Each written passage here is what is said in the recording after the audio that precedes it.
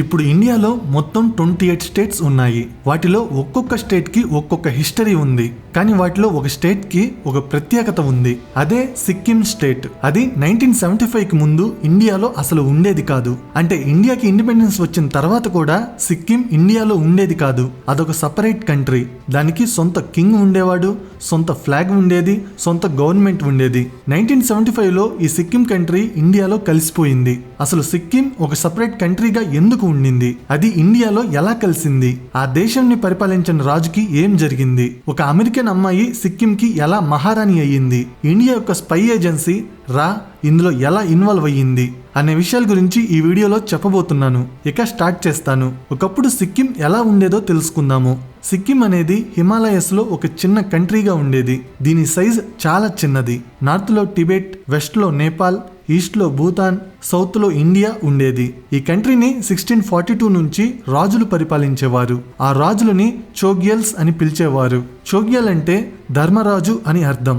ఈ రాజులు అంతా నమ్గ్యాల్ అనే డైనాసిటీకి చెందినవారు. వీళ్ళు ఒరిజినల్ గా టిబెట్ నుంచి వచ్చిన వాళ్ళు. 333 సంవత్సరాల పాటు ఈ నమ్గ్యాల్ డైనాసిటీ కింగ్స్ సిక్కిం ని పరిపాలిస్తూ వచ్చారు.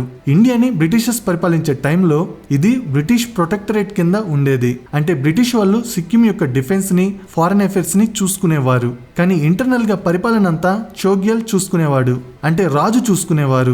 బ్రిటిషర్స్ ఇంటర్ఫేర్ అయ్యేవాళ్ళు కాదు. సో సిక్కిం సపరేట్ కంట్రీగానే ఉండేది. బ్రిటిషర్స్ ఇండియాని పరిపాలిస్తున్న టైంలో ప్రిన్స్లీ స్టేట్స్ అని ఉండేవి. ప్రిన్స్లీ స్టేట్ అంటే ఏంటంటే బ్రిటిషర్స్ ఇండియాని పరిపాలించే టైంలో కొన్ని ప్రాంతాలని డైరెక్ట్ గా బ్రిటిషర్సే పరిపాలించే వాళ్ళు. ఎగ్జాంపుల్ గా మద్రాస్ ప్రెసిడెన్సీ. ఇంకొన్ని ప్రాంతాలని మాత్రం డైరెక్ట్ గా బ్రిటిషర్స్ పరిపాలించే వాళ్ళు కాదు. వాటిని రాజులు పరిపాలించే వాళ్ళు. కానీ ఆ రాజులు బ్రిటిషర్స్ కి కొంత డబ్బులు కడుతూ పరిపాలించే వాళ్ళు. పరిపాలనా పరంగా బ్రిటిషర్స్ ఏమైనా చట్టాలు తీసుకొస్తే వాటిని రాజులు అమలు చేసేవాళ్ళు. వాటిని ప్రిన్స్లీ స్టేట్స్ అనేవాళ్ళు. ఎగ్జాంపుల్ గా నిజాం ప్రిన్స్లీ స్టేట్. 1947లో బ్రిటిషర్స్ నుంచి ఇండియాకి ఇండిపెండెన్స్ వచ్చింది. ఒకప్పుడు బ్రిటిషర్స్ కింద ఉన్న ప్రిన్స్లీ స్టేట్స్ అన్ని ఇండియాలో కలిసిపోయాయి. అవి ఇండియాలో ఎలా కలిసాయి అనే దాని గురించి ఆల్రెడీ సపరేట్ వీడియో చేశాను. చూడని వాళ్ళు చూడండి. ఇక ఈ టాపిక్ లోకి వస్తే సిక్కిం అండ్ భూతాన్ ప్రాంతాల విషయంలో మాత్రం అలా జరగలేదు. ఎందుకంటే అవి ప్రిన్స్లీ స్టేట్స్ కాదు, అవి బ్రిటిష్ ప్రొటెక్టరేట్స్. సో వాటిని ఇండియాలో మెర్జ్ చేయలేదు. ఆ టైంలో సర్దార్ వల్లభాయ్ పటేల్ గారు సిక్కిం ని ఇండియాలో కలపాలని ట్రై చేశారు. మిలిటరీని ఉపయోగించైనా ఇండియాలో కలపాలనుకున్నారు. కానీ నెహ్రూ గారు ఒక లీనియన్సీ చూపించారు. అంటే సిక్కిం ని ఫోర్స్ చేసి ఇండియాలో కలపాలనుకోలేదు. నెహ్రూ గారు ఏమనుకున్నారంటే సిక్కిం ఒక ఫ్రెండ్లీ నైబర్ లాగా ఉండాలి. సిక్కిం రాజు ఇండియాకి ఒక మంచి స్నేహితుడిలాగా ఉండాలి అని. అందుకే 1950లో ఇండియా అండ్ సిక్కిం మధ్య ఒక అగ్రిమెంట్ సైన్ చేశారు. దీన్ని 1950 ట్రీటీ అని అంటారు. ఈ అగ్రిమెంట్ ప్రకారం సిక్కిం ఇండియా యొక్క అఫీషియల్ ప్రొటెక్టరేట్ అయ్యింది. అంటే సిక్కిం యొక్క defence, foreign affairs, communications India చూసుకుంటుంది. ప్లస్ సిక్కిం యొక్క భూభాగాన్ని వేరే దేశాలు ఆక్రమించుకోకుండా కాపాడుతుంది. కానీ సిక్కిం లోపల పరిపాలన మాత్రం రాజే చూసుకుంటాడు. ఫుల్ అటానమీ ఉంటుంది. అంటే చోగ్యల్ తన దేశంని తనకి ఎలా ఇష్టం ఉంటే అలా పరిపాలించుకోవచ్చు. ఈ అరేంజ్మెంట్ వల్ల సిక్కిం ఒక సెమీ ఇండిపెండెంట్ కంట్రీ లాగా ఉండేది. ఇప్పుడు మీకు సిక్కింలో ఉన్న ఒక పెద్ద ప్రాబ్లం గురించి చెప్పాలి. అదే ఎథనిక్ డివైడ్. సిక్కింలో మొత్తం 3 రకాల ప్రజలు ఉండేవారు. మొదటి గ్రూప్ లెప్చాస్. వీళ్ళు సిక్కిం యొక్క ఒరిజినల్ నేటివ్స్. రెండవ గ్రూప్ బుటియాస్. వీళ్ళు టిబెట్ నుంచి వచ్చిన వాళ్ళు. చోగ్యల్ కూడా ఈ బుటియా కమ్యూనిటీకి చెందినవాడు. మూడవ గ్రూప్ నేపాలీస్. వీళ్ళు నేపాల్ నుంచి వచ్చి సిక్కింలో సెటిల్ అయిన వాళ్ళు. ఇక్కడ పెద్ద ప్రాబ్లం ఏమొచ్చిందంటే సిక్కిం పాపులేషన్ లో 75% నేపాలీస్ ఉండేవారు. జస్ట్ 25% మాత్రమే లెప్చాస్ అండ్ బుటియాస్ ఉండేవారు. కానీ చోగ్యల్ బుటియా కమ్యూనిటీకి చెందినవాడు కనుక అతను బుటియాస్ అండ్ లెప్చాస్ కి ఎక్కువ ఇంపార్టెన్స్ ఇచ్చేవాడు. నేపాలీస్ ఎక్కువ మంది ఉన్నా కూడా వాళ్ళకి తక్కువ రిప్రజెంటేషన్ ఉండేది. అంతేకాకుండా సిక్కింలో అన్ఈక్వల్ ఓటింగ్ సిస్టమ్ ఉండేది. ఫర్ ఎగ్జాంపుల్ ఇండియాలో ఎమ్మెల్యేలని, ఎంపీలని డైరెక్ట్ గా ప్రజలే ఓట్లు వేసి ఎన్నుకుంటారు. కానీ సిక్కింలో సిస్టమ్ అలా ఉండేది కాదు. ప్రజలు కేవలం పంచాయతీ లెవెల్లో ఉన్న లీడర్స్ కి మాత్రమే ఓట్లు వేయగలిగేవారు. అలా గెలిచిన లోకల్ లీడర్స్ డిస్ట్రిక్ట్ లెవెల్లో ఉన్న లీడర్స్ ని ఎన్నుకుంటారు. మళ్ళీ ఆ district level leaders national level leaders ని ఎన్నుకుంటారు. మళ్ళీ ఆ నేషనల్ లెవెల్ లీడర్స్ మినిస్టర్స్ ని ఎన్నుకుంటారు. సో టాప్ లెవెల్ కి వచ్చేసరికి ప్రజలు కోరుకున్న లీడర్స్ ఉండేవారు కాదు. చివరికి రాజుకు ఇష్టమైన వ్యక్తులే ఉండేవారు. దానివల్ల 75% ఉన్న నేపాలీస్ కి రిప్రజెంటేషన్ తక్కువగా ఉండేది. దీనివల్ల నేపాలీస్ కి కోపం వచ్చేది. మేము మెజారిటీగా ఉన్నా కూడా మాకు తక్కువ పవర్ ఎందుకు అని ప్రశ్నించేవారు. ఈ సిచ్యువేషన్ లోనే ప్రజల్లో డెమోక్రసీ డిమాండ్ స్టార్ట్ అయింది. చోగ్యల్ యొక్క ఆటోక్రాటిక్ రూల్ ని ఆపాలి, డెమోక్రసీ తీసుకురావాలి అని మూవ్మెంట్ స్టార్ట్ అయింది. ఈ మూవ్మెంట్ ని Sikkim national Congress party lead చేసింది. ఈ పార్టీకి కాజీ లెండప్ డోర్జీ అనే లీడర్ నేతృత్వం వహించాడు. ఇంకొక ఇంట్రెస్టింగ్ విషయం ఏంటంటే ఈ కాజీ ఫ్యామిలీకి సిక్కిం రాజు ఫ్యామిలీకి మధ్య ఎప్పటి నుంచో పెద్ద శత్రుత్వం ఉండేది. 1933లో రూమ్తెక్ మొనాస్ట్రీలో జరిగిన ఒక ఇన్సిడెంట్ వల్ల ఈ రెండు ఫ్యామిలీస్ మధ్య శత్రుత్వం స్టార్ట్ అయింది. ఈ శత్రుత్వమే ఆ తర్వాత సిక్కిం పొలిటికల్ ఫేట్ ని డిసైడ్ చేసింది. ఇప్పుడు మీకు ఒక పెద్ద జియో పొలిటికల్ యాంగిల్ చెప్పాలి. 1962లో ఇండియా అండ్ చైనా మధ్య యుద్ధం జరిగింది. చైనా చేసిన సర్ప్రైజ్ అటాక్ వల్ల ఆ యుద్ధంలో ఇండియా ఓడిపోయింది. ఆ తర్వాత నుంచి చైనా థ్రెట్ ని ఇండియా సీరియస్ గా తీసుకోవటం మొదలుపెట్టింది. ఇక్కడ సిక్కిం యొక్క లొకేషన్ చాలా ఇంపార్టెంట్. సిక్కిం చైనా బోర్డర్ కి ఆనుకుని ఉంటుంది. ఇంకొక పెద్ద విషయం ఏంటంటే సిలిగురి కారిడార్. ఈ కారిడార్ ని చికెన్స్ నెక్ అని కూడా అంటారు. ఇది జస్ట్ 20 కిలోమీటర్స్ వెడల్పు ఉన్న ఒక చిన్న ల్యాండ్ స్ట్రిప్. ఈ కారిడారే ఇండియా మెయిన్ ల్యాండ్ ని నార్త్ ఈస్ట్ స్టేట్స్ తో కనెక్ట్ చేస్తుంది. ఒకవేళ చైనా ఈ కారిడార్ ని క్యాప్చర్ చేస్తే ఇండియా యొక్క 7 నార్త్ ఈస్ట్ స్టేట్స్ పూర్తిగా కట్ అయిపోతాయి. ఈ సిలిగురి కారిడార్ సిక్కిం కి దగ్గరలోనే ఉంటుంది. సో సిక్కిం ఒకవేళ ఇండియా యొక్క కంట్రోల్లో లేకపోతే చైనా డైరెక్ట్ గా ఈ కారిడార్ మీద థ్రెట్ క్రియేట్ చేయవచ్చు. అందుకే ఇండియాకి సిక్కిం స్ట్రాటజిక్ గా చాలా ఇంపార్టెంట్. ఈ సిచ్యువేషన్ లో సిక్కిం రాజు ఒక పెద్ద మిస్టేక్ చేశాడు. అతను తన గ్లోబల్ అంబిషన్స్ ని పెంచుకున్నాడు. ఆ టైంలో పక్కనే ఉన్న భూతాన్ 1971లో యునైటెడ్ నేషన్స్ లో మెంబర్ అయ్యింది. అంటే భూతాన్ ఒక ఇండిపెండెంట్ కంట్రీగా రికగ్నైజ్ అయ్యింది. ఇది చూసి చోగ్యల్ కూడా ఏమనుకున్నారంటే సిక్కిం ని కూడా భూతాన్ లాగా ఇండిపెండెంట్ కంట్రీగా రికగ్నైజ్ చెయ్యాలి అని. అతను ఇండియాని రిక్వెస్ట్ చేశాడు, 1950 ట్రీటీని రివైజ్ చెయ్యండి, సిక్కింకి భూతాన్ లాగా స్టేటస్ ఇవ్వండి అని. ఇంకా అతను ఇంటర్నేషనల్ లెవెల్లో సిక్కింకి సపోర్ట్ వెతుకుతూ చైనాతో, నేపాల్తో, పాకిస్తాన్తో కాంటాక్ట్స్ పెంచుకున్నాడు. ఇక ఇండియాకి అర్థమైంది సిక్కిం రాజు ఇండిపెండెంట్ అవ్వాలనుకుంటున్నాడు ప్లస్ చైనాతో కాంటాక్ట్స్ పెట్టుకుంటున్నాడు అని. ఇది ఇండియా సెక్యూరిటీకి పెద్ద థ్రెట్. సో ఇండియా సిక్కిం రాజుని కంట్రోల్లో పెట్టాలి అని డిసైడ్ చేసింది. ఇండియా ఏం చేసిందంటే సిక్కింలో ఉన్న డెమోక్రసీ మూవ్మెంట్ ని సపోర్ట్ చేయడం స్టార్ట్ చేసింది. ఇప్పుడు 1973లో జరిగిన సిక్కిం క్రైసిస్ గురించి తెలుసుకుందాము. 1973లో సిక్కింలో ఎలక్షన్స్ జరిగాయి. ఆ ఎలక్షన్స్ లో సిక్కిం రాజు గెలిచాడు. కానీ ఆ ఎలక్షన్స్ లో పెద్ద రిగ్గింగ్ జరిగిందని అలిగేషన్స్ వచ్చాయి. ప్రజలు రోడ్ల మీదకి వచ్చారు. ఏప్రిల్ 1973లో చోగ్యల్ ప్యాలెస్ బయట వేల మంది నిరసనకారులు వచ్చారు. రాచరిక పాలనని ఆపాలి అని డిమాండ్ చేశారు. ఈ ప్రొటెస్ట్ల వల్ల సిక్కింలో లా అండ్ ఆర్డర్ పూర్తిగా దెబ్బతినింది. ప్రజలని కంట్రోల్ చేయలేకపోయారు. ఇక చేసేదేమీ లేక సిక్కిం రాజు ఎలాగైనా నిరసనకారులని కంట్రోల్ చెయ్యండి అని ఇండియాని హెల్ప్ అడిగాడు.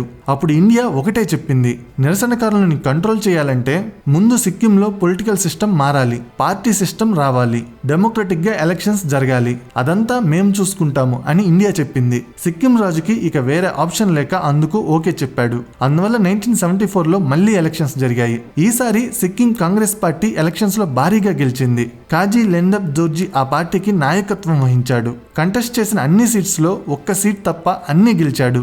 ఈవెన్ బుటియా అండ్ లెప్చా తెగ ప్రజలకి చెందిన నియోజకవర్గాల్లో కూడా గెలిచాడు. ఈ కొత్త గవర్నమెంట్ ఏం చేసిందంటే 1974లో గవర్నమెంట్ ఆఫ్ సిక్కిం యాక్ట్ ని పాస్ చేసింది. ఇది సిక్కిం కి కొత్త కాన్స్టిట్యూషన్ లాంటిది. ఈ యాక్ట్ ప్రకారం చోగ్యల్ యొక్క పవర్స్ పూర్తిగా తగ్గిపోయాయి. అతను జస్ట్ ఒక సింబాలిక్ హెడ్ లాగా మారిపోయాడు. పవర్ మొత్తం ఎలక్టెడ్ గవర్నమెంట్ చేతుల్లోకి వెళ్లిపోయింది.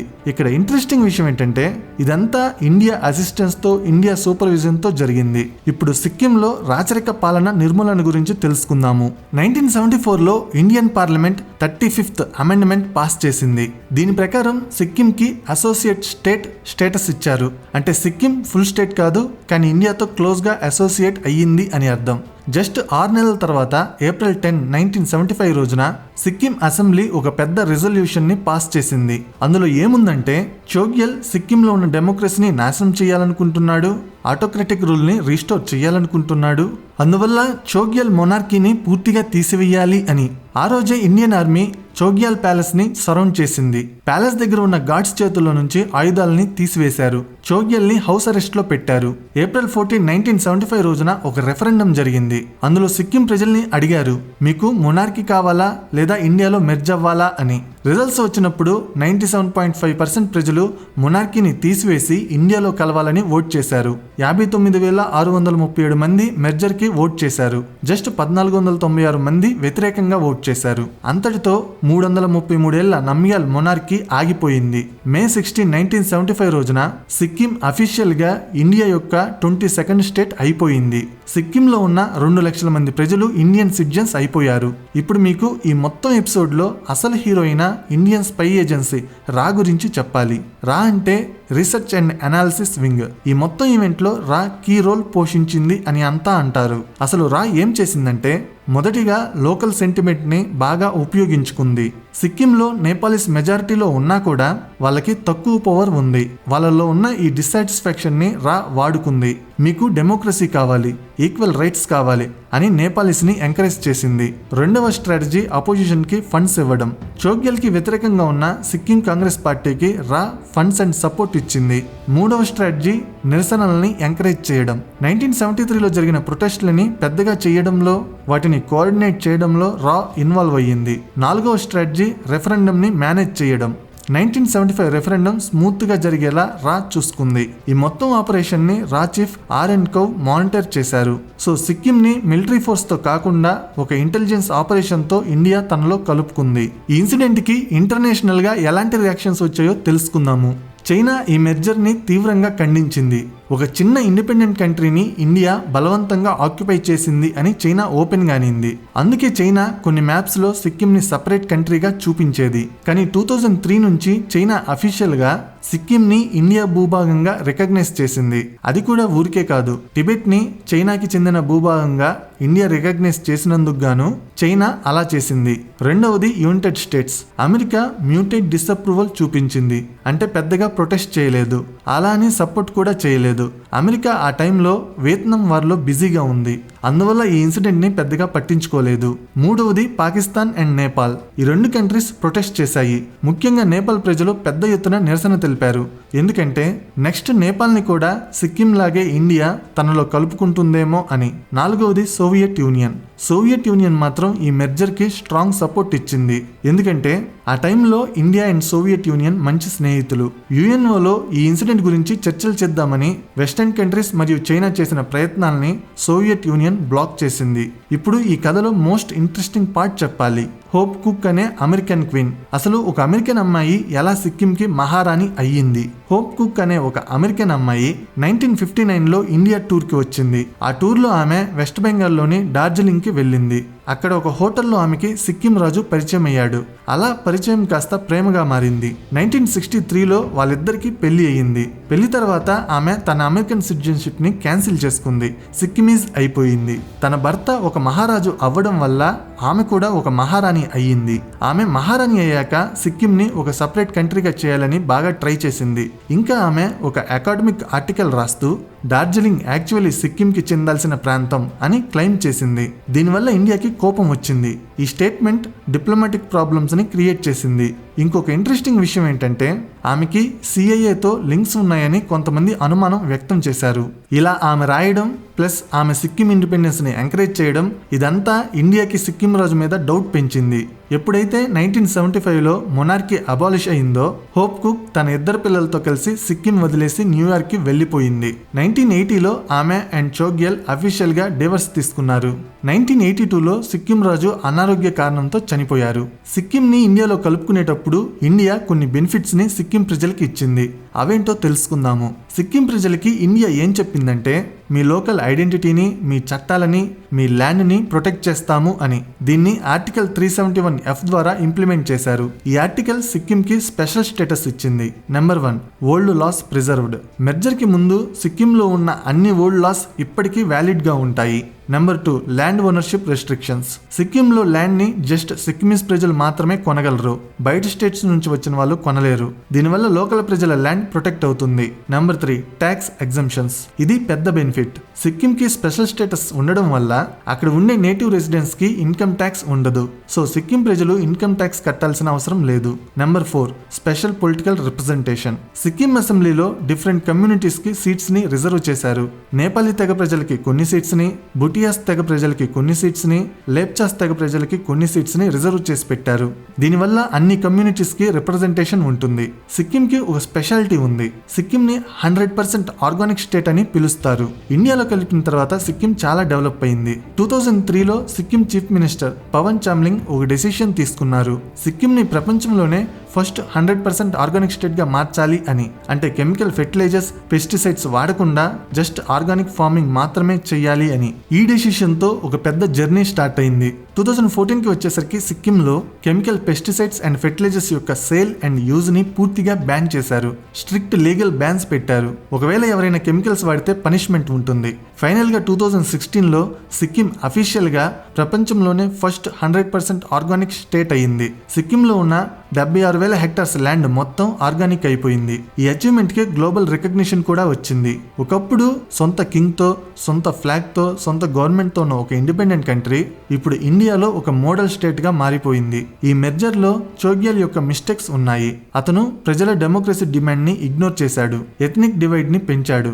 ఇండియాతో రిలేషన్స్ దెబ్బతీశాడు. ఇంకోవైపు ఇండియా యొక్క స్ట్రాటజిక్ ఇంట్రెస్ట్, రా యొక్క ఆపరేషన్, లోకల్ ప్రజల డెమోక్రసీ ఆస్పిరేషన్ అన్ని కలిసి ఈ మెర్జర్ జరిగేలా చేశాయి. ఈరోజు సిక్కిం ఇండియాలో most peaceful, most developed, most environmentally clean state గా ఉంది. ఒకప్పుడు సపరేట్ కంట్రీగా ఉన్న సిక్కిం ఇప్పుడు ఇండియా యొక్క ప్రైడ్ గా మారిపోయింది. హిస్టరీ మొత్తం ఎలా మారుతుందో, ఒక కంట్రీ యొక్క ఫేట్ ఎలా డిసైడ్ అవుతుందో ఈ సిక్కిం స్టోరీ చూపిస్తుంది. నా ఎక్స్ప్లెనేషన్ నచ్చితే వీడియోని లైక్ చేసి షేర్ చేయండి. ఇలాంటి ఇంట్రెస్టింగ్ వీడియోస్ కోసం ఛానల్ని సబ్స్క్రైబ్ చేయండి. వీడియో పెట్టగానే నోటిఫికేషన్ రావాలంటే సబ్స్క్రైబ్ చేయగానే పక్కనే ఒక బెల్ ఐకాన్ కనబడుతుంది. దాని మీద క్లిక్ చేయండి. Thank you.